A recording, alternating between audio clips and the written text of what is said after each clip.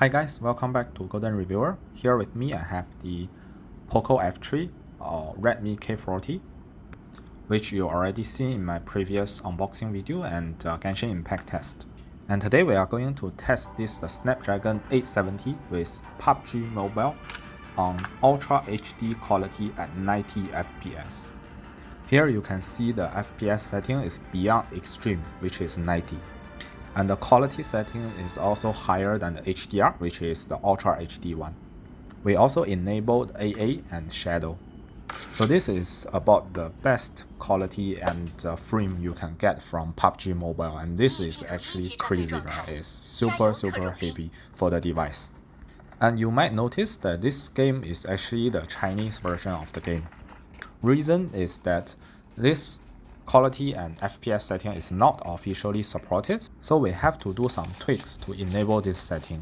And these tweaks are only available for the Chinese version, right?